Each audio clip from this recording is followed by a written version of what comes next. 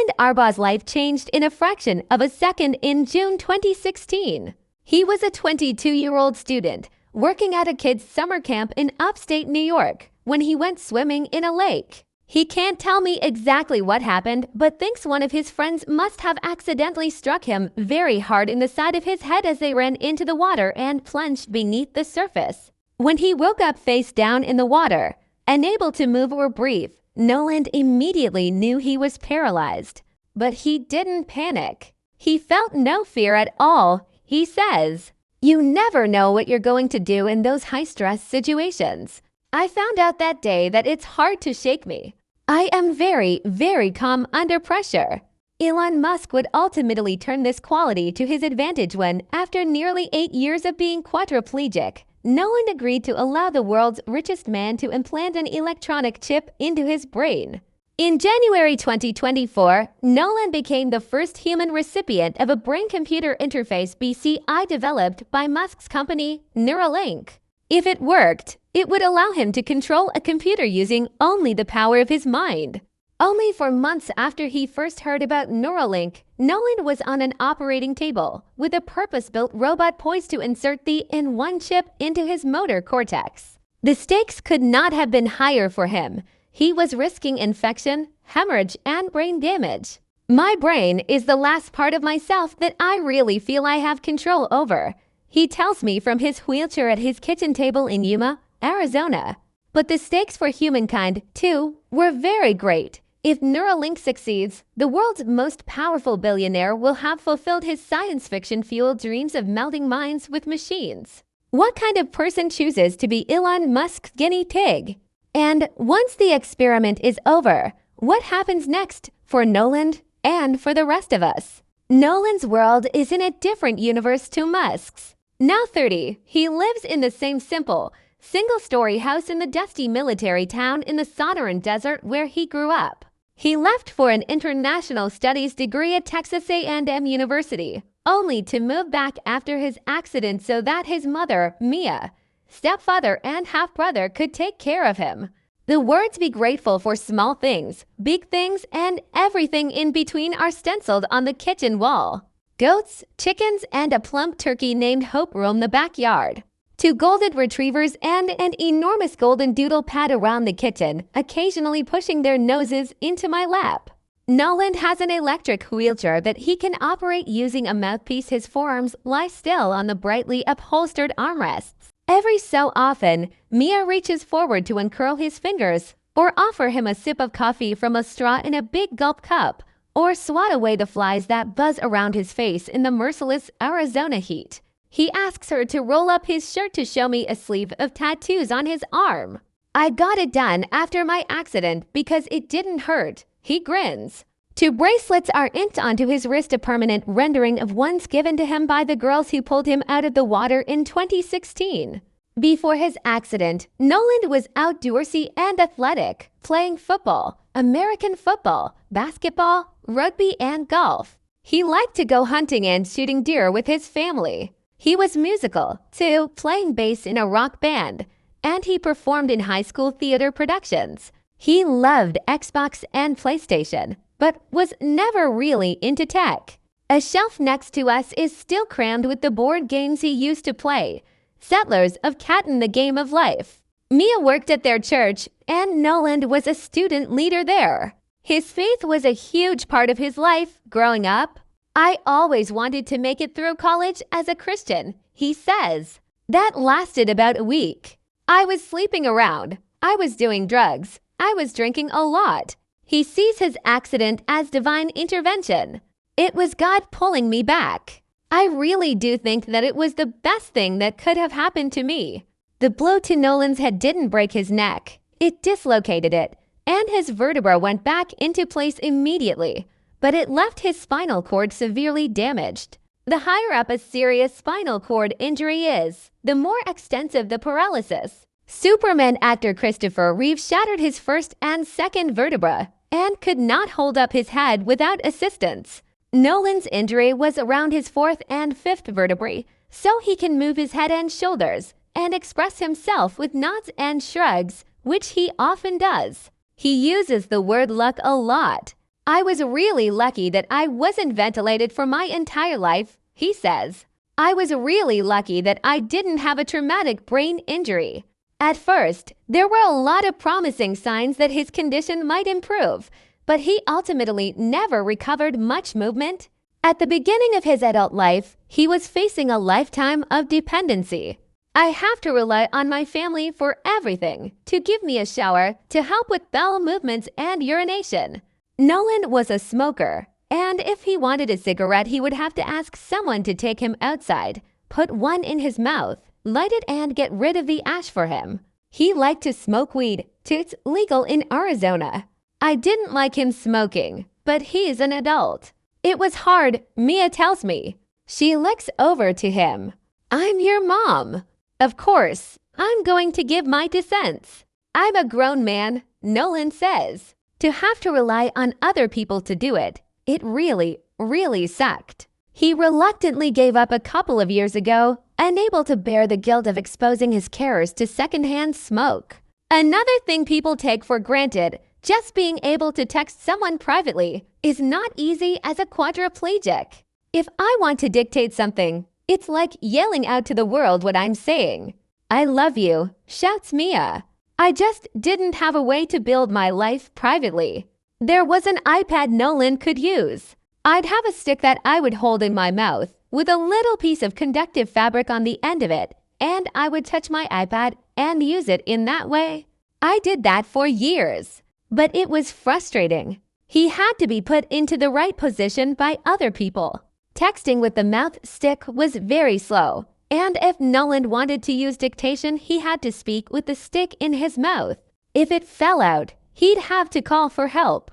It's not very easy. And then there wasn't a whole lot I could do on it. I mean, it's an iPad. You can't do all the same things you can do on a computer. He asks Mia to open his laptop in front of him on the kitchen table. He turns towards the screen. Implant connect, he says. And he begins to play chess, moving pieces across the board with swift, deft cursor movements, while his hands remain motionless on the armrests of his wheelchair. He's been playing against some of the Neuralink engineers for a few months, he tells me as he takes someone's pawn. None of them are very good, so it's not too hard. Next, he's browsing the internet, opening X, checking his DMs, composing a message by directing his cursor across a virtual keyboard. Now he's slaying bodies, darting back and forth with a Reaper scythe in a game called Vampire Survivors. I love this game, he says, looking over to me while keeping control of the cursor. He completes a level and digital confetti rains down the screen. It's extraordinary, but also totally unremarkable. Noland is using a computer like anyone else does. He's just not moving his body at all. Sometimes I forget how impressive it is, because it's so natural to me, he says, shrugging again. In some respects, Noland is better at using a computer than the rest of us. When he first received the Neuralink implant, he tells me, all he wanted to do was play video games. He challenged his friends to a multiplayer version of Civilization VI called Red Death. It is absolutely a game of speed, a test of speed. Whoever's quickest to the draw wins. And I was beating them. His eyes are wide. It blew my mind. Just that one little taste made me realize that this technology is going to change the world. There's nothing new about BCs. The first experiments involving chips and animal brains began in the late 1960s. The gold standard in human BCI design, the Utah array, the square matrix of needles inserted 1.5 millimeters into the brain, was developed in 1992. 2 decades before Noland's surgery, in 2004, a quadriplegic man called Matthew Nagel became the first person to have a chip implanted inside his skull. While no regulator has yet allowed BCs to be used outside an experimental setting, enough people had them for an online forum, BCI Pioneers, to exist for the community. But Noland is the first to try out the chip produced by an entrepreneur whose explicit aim is to find a way to feed information into the brain, as well as receiving from it, a man who has proved to be all too willing to tip the scales of social media to beam his thoughts into millions of people's phones with real-world consequences. promoting far-right figures in the UK and Germany, and fueling riots across England last summer. The theory behind BC is relatively simple. They read the electrical signals produced by neurons and turn them into computer commands. The brain cells of a quadriplegic person are still firing, after all, but the signals are prevented from traveling down the spinal cord. BCs can connect to the brain either through a wearable device, such as a cap, or by being surgically attached to brain tissue. The closer the device is to the brain cells, the more accurately it can translate the signals. Neuralinks in one chip is wireless and aimed to be smaller and more powerful than any that had gone before. It's about the size of a 50p coin. While the Uto array had 100 electrodes reading signals from targeted neurons, the brochure used to recruit Noland, which resembles an ad for an Apple product, boasts of 1,024 electrodes distributed across 64 threads, each thinner than a human hair. Those 64 threads are inserted reliably and efficiently 3.5 millimeters into the cortex of the brain by Neuralinks, our one surgical robot. In his authorized biography of Musk, Walter Isaacson describes how the billionaire first began thinking about implanting chips in brains in 2016 when he was traveling in a car with his chief of staff, Sam Teller, and became frustrated by how long it took for him to type a message on his iPhone. Imagine if you could think into the machine, Musk said, like a high-speed connection directly between your mind and your machine. Musk immediately asked Teller to find him a neuroscientist who could help him understand BCs. Many of Musk's ventures have been influenced by his love of science fiction, from reusable rocket ships SpaceX, electric cars, and humanoid robots Tesla to hyperloops for mass transit in autonomous pods The Boring Company.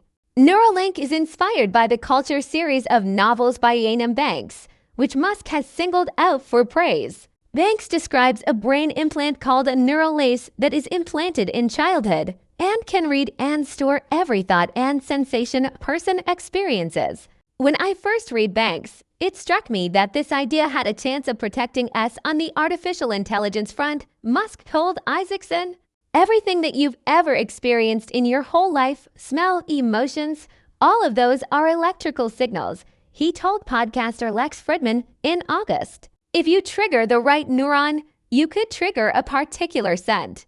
You could certainly make things glow. You can think of the brain as a biological computer. As such, the brain could be harnessed or hacked. People cannot like Elon Musk for a lot of different reasons, but what he's doing, pushing the boundaries of space travel, the cars, the internet, it's incredible. Musk hopes the enhanced human brain will be able to keep one step ahead of, or at least keep up with, computers. If we can find good commercial uses to fund Neuralink, then in a few decades, we will get to our ultimate goal of protecting us against evil AI by tightly coupling the human world to our digital machinery, he told Isaacson. His first commercial target was augmenting people with quadriplegia. Of the 8-strong team of neuroscientists and engineers who co-founded Neuralink in 2016, only one remains. Former employees have complained of being under pressure to produce results within rushed timelines. But those who stayed with the company were able to create the kind of eye-catching stunts Musk was looking for. In an event live-streamed on YouTube in August 2020, Musk unveiled Gertrude the pig, who had been living with a Neuralink chip nestled under her skull for 2 months. He showed how Gertrude's movements were being read by the chip and wirelessly transmitted to a computer. "I could have a Neuralink right now and you wouldn't know," Musk said. "Maybe I do." In response to the demo, Mid-Technology Review said Neuralink was simply neuroscience theater. 8 months later, Neuralink released a video of a macaque named Pager playing the video game Pong using only the power of his mind. When he scored well, he was rewarded with a sip of banana smoothie. The company was swiftly docked with allegations of animal cruelty, with a Wired investigation detailing vet records containing gruesome portrayals of suffering endured by as many as a dozen of Neuralink's primate subjects. The U.S. Department of Agriculture ultimately reported that it could not find any violations of animal research rules when it inspected the facilities in 2023. In September 2023, the Food and Drug Administration (FDA) gave Neuralink an investigational device exemption that allowed them to recruit participants for the first ever human trials. Neuralink's PRIME study aimed to demonstrate that the NI implant was safe and useful in daily life. All they needed was the right human being. In the years after his accident, Noland did whatever he could to increase his chances of regaining some of what he had lost. He added his name to the largest database for spinal cord injury studies in North America, but was never chosen to take part. He thinks it was because he was honest about being a smoker on the questionnaire. He was told that if he tried to move as much as possible, wiggling his fingers, rotating his wrists, his brain might create new neural pathways. Night after night, he'd lie in bed with his eyes closed, focusing on trying to move. You think, oh, I'm finally moving. I can feel myself moving. You open your eyes and look, and nothing is happening. It's really frustrating. Then, on the 19th of September 2023, a friend rang him. He's a big Elon Musk fan. He knew all about Neuralink. And when he saw that the human trials had opened up, the first thing he did was give me a call. At that time, Noland says he only knew what the average person knows about Musk, Tesla owner, SpaceX, Starlink, richest man in the world sort of thing. Darling of the left for years, spoke out about a couple of things. The left basically turned against him, and then he started making his way towards the right. He knew nothing about Neuralink, but his view on Musk was clear. He is one of the most impressive men that have lived in my lifetime. People cannot like him for a lot of different reasons, but what he's doing, pushing the boundaries of space travel, the cars, the internet, it's incredible. His friend helped him fill out the online application on the day the trial opened. His first interview was just 3 days later, on a Friday. The following Monday, he had his second interview. Determined to stand out, Noland chose the first available slot for every interview, but he didn't hold out much hope of being chosen. Other quadriplegics go out and do things with their lives. I came home after my accident and lived with my parents. I thought they'd probably want someone more impressive. You could start smoking again. I say, I could totally start smoking again. I could teach the Optimus robot how to roll cigarettes. What the heck are you encouraging him to do? Jenny, you can leave now, says Mia, laughing.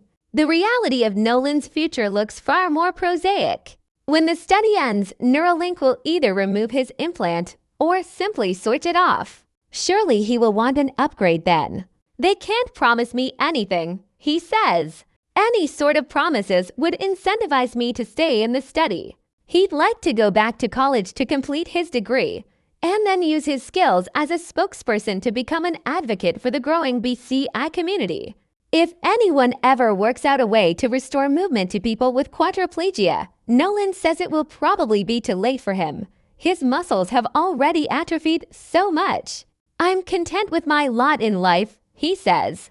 I was before Neuralink, and I will be again after. I'll find a way. As I pack up my things, Noland tells me that he calls his chip Eve. He's always liked that name. Neuralink and I, we're on the eve of something great, so that works out perfect, too. Also, Adam and Eve. God created Adam, and then gave Adam a helper. Who is Eve? I'm Adam in this scenario, and Eve is my helper. Together they cursed humanity. Maybe I will do the same with Eve. He shoots me a bright grin.